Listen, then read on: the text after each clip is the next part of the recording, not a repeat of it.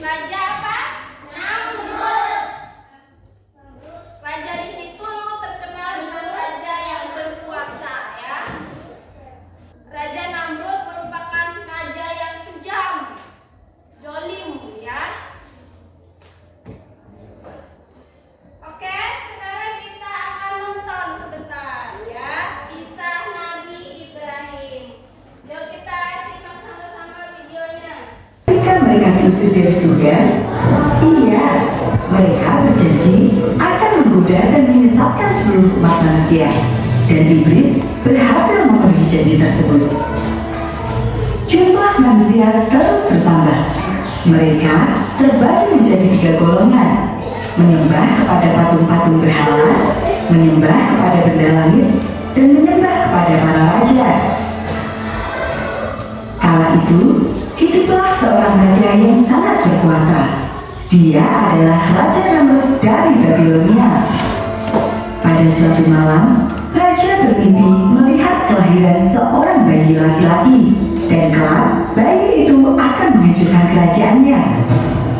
Raja Namrud merasa bahwa mimpinya itu sebuah pertanda buruk. Maka dia pun memerintahkan untuk membunuh semua bayi laki-laki yang lahir di Babilonia.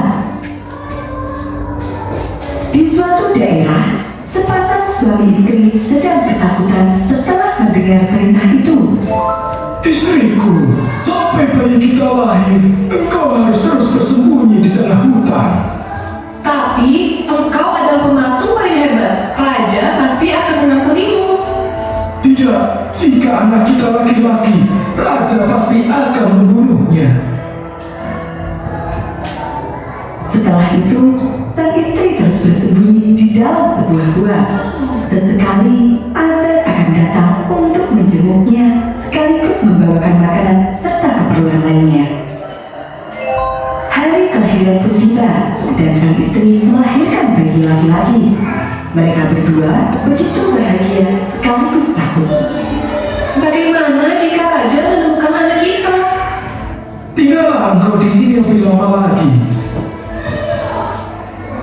Beberapa tahun kemudian, keadaan kota sudah kembali aman. Azar pun menjemput istri dan anaknya untuk pulang kembali ke rumah. Azar begitu bahagia bisa berkumpul bersama keluarganya. Apalagi bayi laki-lakinya telah tumbuh menjadi anak yang cerdas. Dialah Nabi Ibrahim. Setelah kembali berkumpul, Nabi Ibrahim mengetahui bahwa ayahnya adalah seorang pembuat patung yang sangat terkenal. Suatu hari, Nabi Ibrahim bertanya, Patung apakah ini ayah? Kedua telinganya besar, lebih besar dari telinga kita. sang ayah tersenyum sambil menjawab, Itu adalah Maduh, Tuhan para Tuhan, wahai anakku. Dan kedua telinga yang besar itu sebagai simbol dari kecerdasan yang luar biasa. Nabi Ibrahim merasa bingung. Bagaimana bisa ayahnya menciptakan Tuhan dan mengapa ada begitu banyak Tuhan? Nabi Ibrahim bertanya lagi, Lalu dari apa Tuhan-Tuhan itu diciptakan ya? Ini dari kayu pelepah kurma, itu dari zaitun, dan berhala kecil itu dari gading. Lihatlah alangkah indahnya. Hanya saja ia tidak memiliki nafas. mendengar jawaban ayahnya ini, Nabi Ibrahim pun berkata, Jika para Tuhan tidak memiliki nafas, maka bagaimana mereka dapat memberikan nafas? Bila mereka tidak memiliki kehidupan, bagaimana mereka memberi kehidupan? Wahai ayahku, pasti mereka bukan Tuhan. Azar marah besar ketika mendengar jawaban anaknya itu. Nabi Ibrahim pun dipukul dan dihukum. Sejak saat itu, Nabi Ibrahim membenci semua patung-patung berhala tersebut. Suatu ketika, Nabi Ibrahim diajak oleh sang ayah ke perayaan besar. Semua orang berkumpul menjadi satu di ruang pemujaan. Seorang dukun maju dan memulai ritual suci. Wahai Tuhan kami, lindungilah dan limpahkanlah rizkimu. Teriak sang dukun yang disambut meriah oleh semua orang. Melihat semua orang begitu terlena, Nabi Ibrahim tidak menahan diri lagi. Nabi Ibrahim berteriak, Hei dukun, ia tidak akan pernah mendengarmu. Apakah kau yakin bahwa ia mendengar? seluruh orang yang ada di ruang pengujian itu marah kepada Nabi Ibrahim. Azar segera membawa anaknya itu pulang sebelum keadaan bertambah kacau. Bosmu berbalik. Coba sekarang berdiri.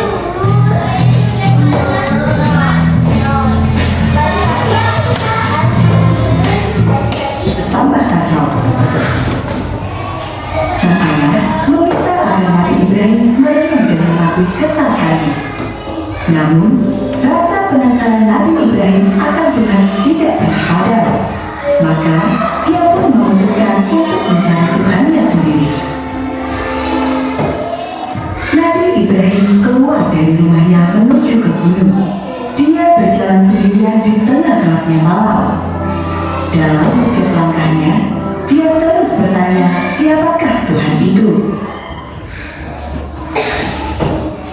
Sampai di gunung, Nabi Ibrahim melihat langit yang luas.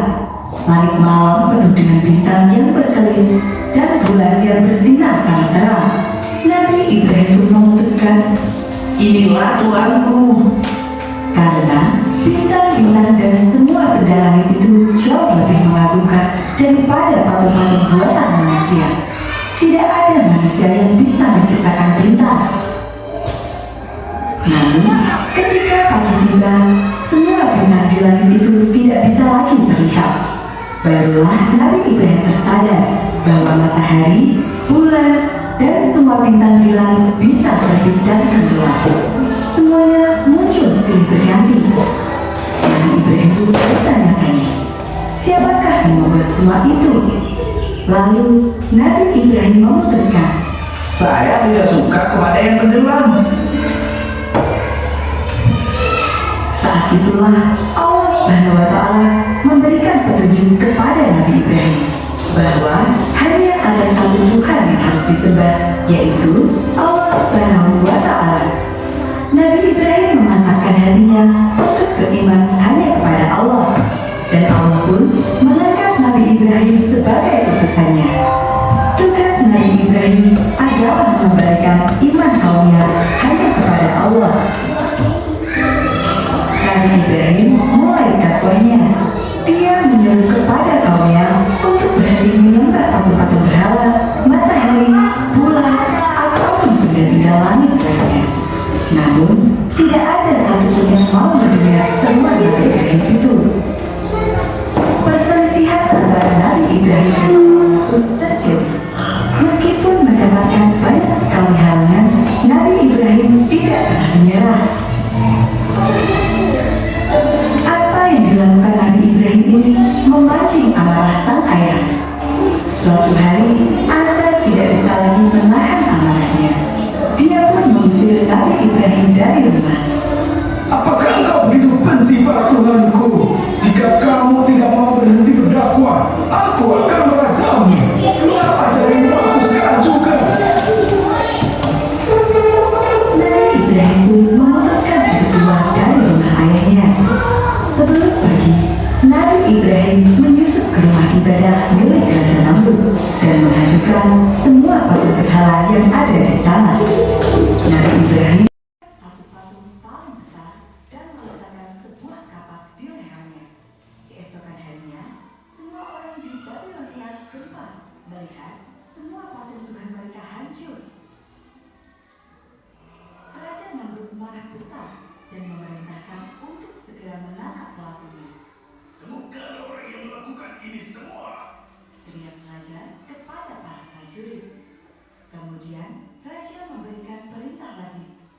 Siapkan kayu bakar dan tiang hukuman. Aku akan membakar pelaku kejahatan ini. Beberapa waktu kemudian, Nabi Ibrahim tertangkap dan dibawa ke halaman istana. Bertanya, Hai Ibrahim, bukankah engkau yang telah menghancurkan patung-patung ini? Nabi Ibrahim menjawab bukan. Raja Namrud tidak percaya pada jawaban tersebut dan agar Nabi Ibrahim mengaku.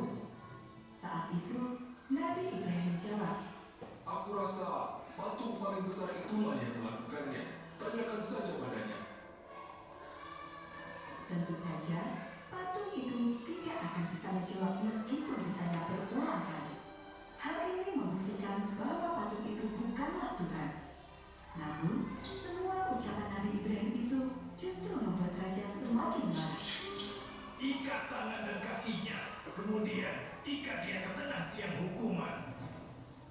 Nabi Ibrahim pun diikat di atas kayu bakar yang telah disiapkan sebelumnya. Raja kayu itu Nyala melahap kayu-kayu itu. Semua orang bersorak gembira. Sebentar lagi dia pasti akan berteriak memohon ampun. Teriak mereka. Namun, apa yang mereka harapkan tidak pernah terjadi. Nabi Ibrahim sama sekali tidak takut ataupun berteriak. Dia terus berdoa kepada Allah SWT, memohon perlindungannya. Allahu Akbar, Allah sungguh Maha Besar. Api yang panas berubah menjadi dingin. Api yang terus membesar dan asapnya yang hitam mengepul memenuhi udara. Jeleknya membuat wajah orang-orang yang menonton menjadi hitam. Berjam-jam kemudian, api itu pun padam. Asap hitam yang menyelimuti pun perlahan menghilang. Saat itulah Nabi Ibrahim melangkah keluar dari sisa-sisa kayu bakar tanpa terluka sedikit pun. Bahkan kulitnya tetap bersih bercahaya meskipun dikepung asap hitam. Peristiwa itu membuktikan bahwa Nabi Ibrahim memang istimewa dan semua yang diucapkannya adalah benar. Namun, bukti nyata itu ternyata tidak bisa membuat orang sadar. Mereka terus memusuhi Nabi Ibrahim dan berusaha untuk mengusirnya.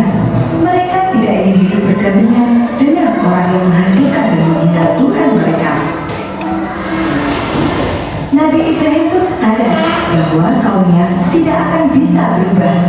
Atas seizin Allah, Nabi Ibrahim pun pergi dari kotanya. Dalam perjalanannya, Nabi Ibrahim ditemani oleh dua umat